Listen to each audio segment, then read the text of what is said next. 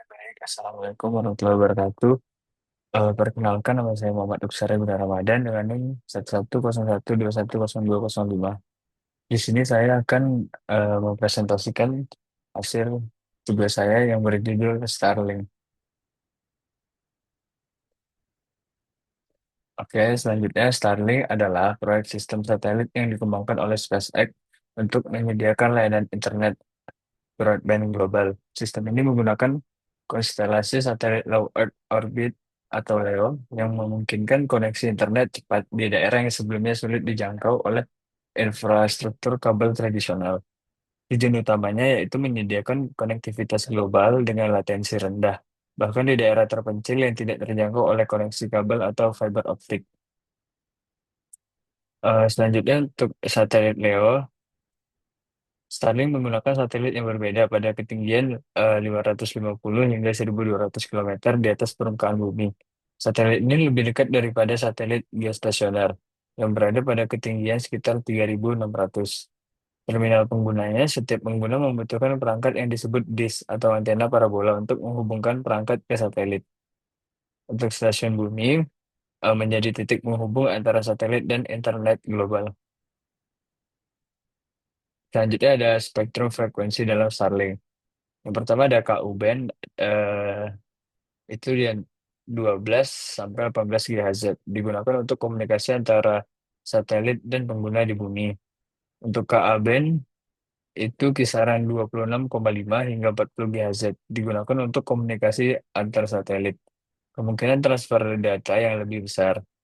Selanjutnya ada V-band, itu kisaran 40 hingga 75 GHz, digunakan dalam pengembangan untuk kapasitas yang lebih tinggi dan pengurangan gangguan dari atmosfer.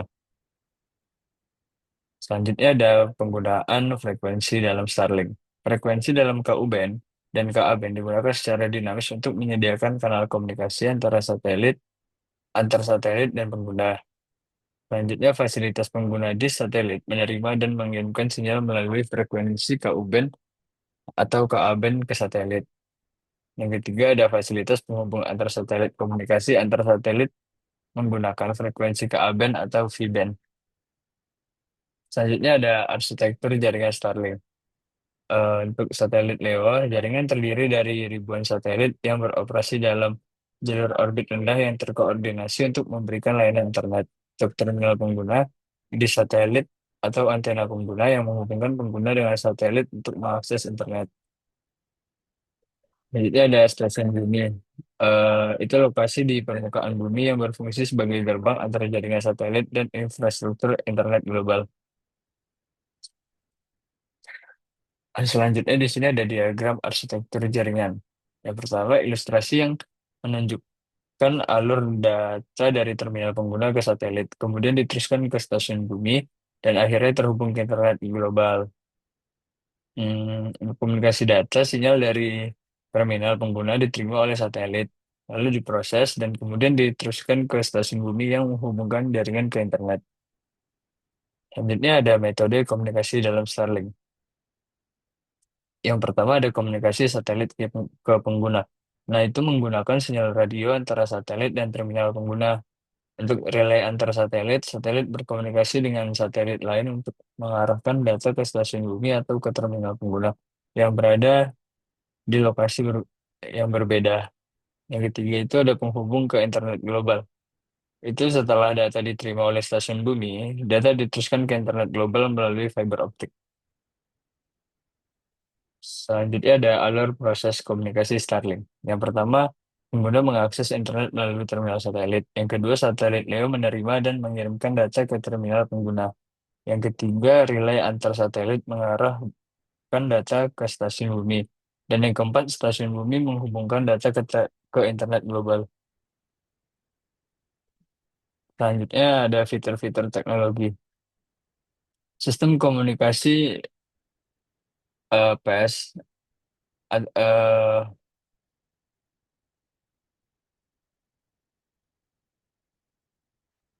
sistem komunikasi PES array antara antara satelit dan terminal pengguna menggunakan teknologi phased array yang memungkinkan pengarahan sinyal tanpa pergerakan fisik. meningkatkan efisiensi dan kecepatan. Yang kedua ada multiple access teknik. Menggunakan teknik multiple access untuk melayani banyak pengguna secara bersamaan. Yang pertama ada FDMA atau Frequency Division Multiple Access. Itu tuh membagi frekuensi untuk berbagai pengguna. Selanjutnya ada TDMA atau Time Division Multiple Access. Itu membagi waktu untuk komunikasi antar satelit dan pengguna. Selanjutnya ada teknologi Phased Array dan Multiple Access. Phased Array itu teknologi antena yang memungkinkan penyesuaian arah sinyal tanpa gerakan fisik antena.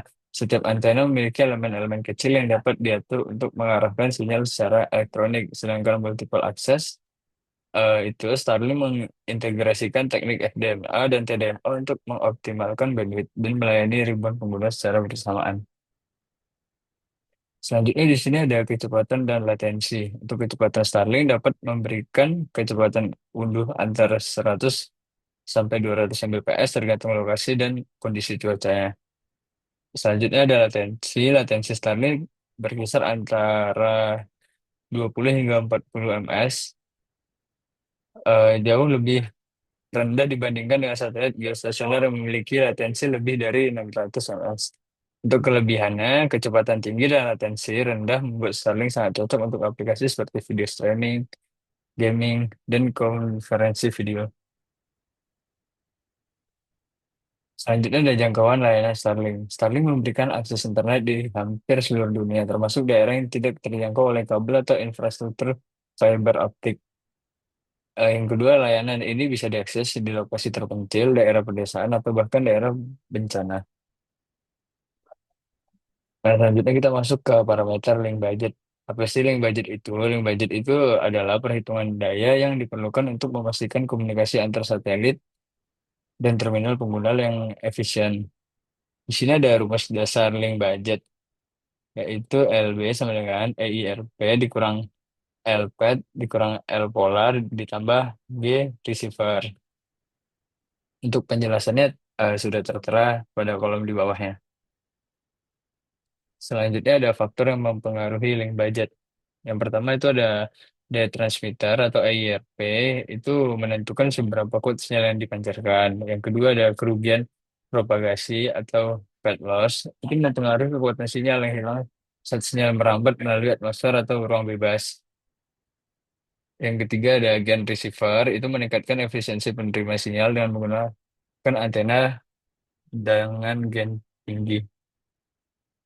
Selanjutnya ada keuntungan dari Starlink. Yang pertama ada jangkauan global. Yaitu layanan dapat dijangkau di seluruh dunia tanpa memandang lokasi geografis. Yang kedua ada kecepatan dan latensi rendah. Itu dibandingkan dengan teknologi satelit geostasioner yang lebih lama, Starlink menawarkan kecepatan yang lebih tinggi dan latensi lebih rendah.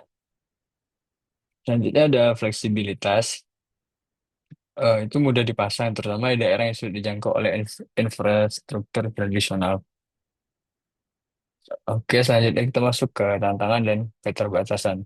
Yang pertama ada pengaruh cuaca. Kondisi cuaca ekstrim seperti hujan, lebat dapat mengurangi kualitas sinyal. Yang kedua ada keterbatasan kapasitas. Meskipun Starlink terus berkembang, kapasitas bandwidth mungkin terbatas di area dengan banyak pengguna.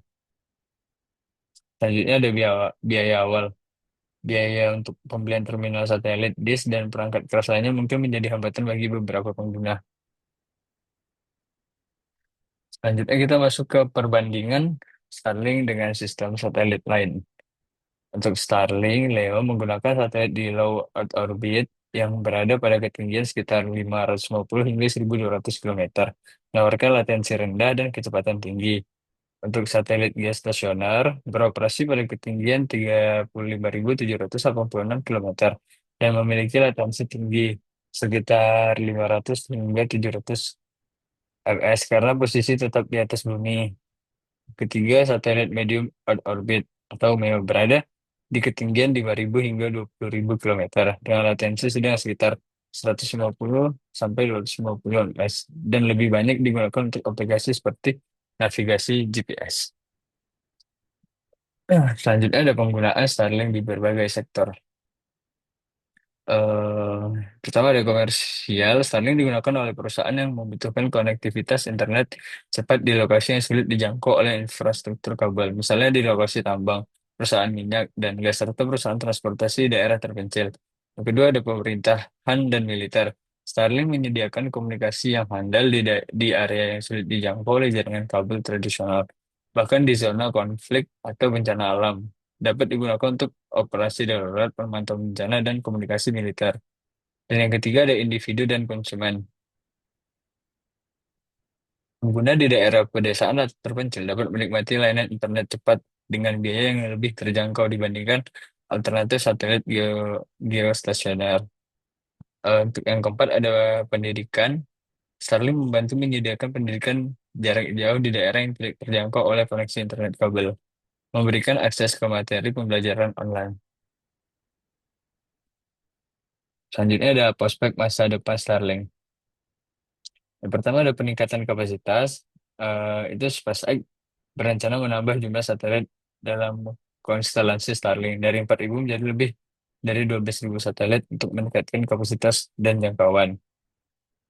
Em, Selanjutnya ada kecepatan lebih tinggi, pengembangan teknologi antena dan komunikasi antar satelit untuk meningkatkan kecepatan dan stabilitas koneksi.